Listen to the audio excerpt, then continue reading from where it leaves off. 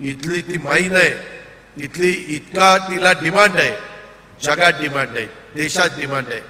तुम्ही फक्त चांगल्या विचाराच्या मागे राहा, आम्ही तुमचा सर्वांगीण विकास करून देऊ।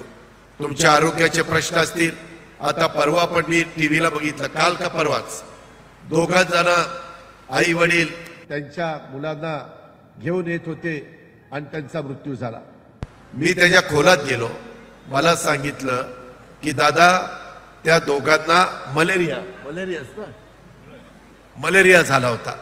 तुम्ही मला सांगा, मी पण मध्ये 2 दिवस आजारी होतो, मला काल कॅबिनेटला जाता आलं नाही, आदल्या दिवशी पण मला विश्रांती घ्यावी लागली।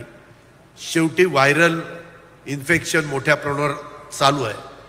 जर आपल्यातलं मूल किंवा घरातला माणूस किंवा महिला आजारी पडली तर तिथं कुणाकडं दुसरीकडे येऊन चालणार नाही बाबांनो, त्यामध्ये दवाखान्यात नेलं पाहिजे।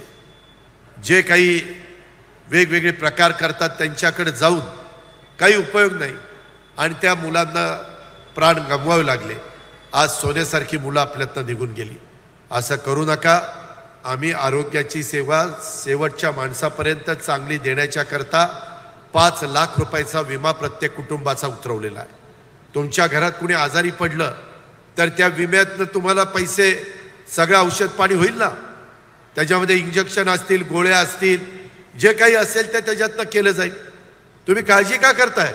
महाराष्ट्रात ही योजना लागू केली, ती आपल्या गडचिरोलीला पण आहे, ती आपल्या सिरोंच्याला आहे, मुलचेराला आहे, एटापल्लीला आहे, भामरागडला आहे, आयरीला आहे, सगळीकडे आहे। त्याचा फायदा तुम्ही घेतला पाहिजे। त्याच्यातून अजून काही वेगवेगळ्या अडचणी आहेत त्या सोडवण्याच्या करता आपण सगळेजण प्रयत्न करतोय।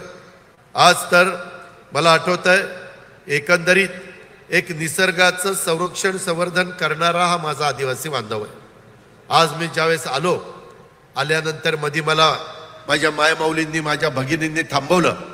इथं पण गुलाबी फेटे बांधून माझ्या महिला इथं आल्यात, मी त्यांचं स्वागत सुरुवातीलाच केलंय।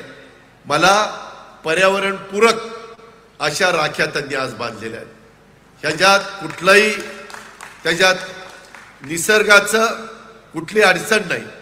इथली लोक रानावनात डोंगरदरात राहणाऱ्या आदिवासी बांधवांनी खऱ्या अर्थाने निसर्गाचं संरक्षण केलेलं आहे।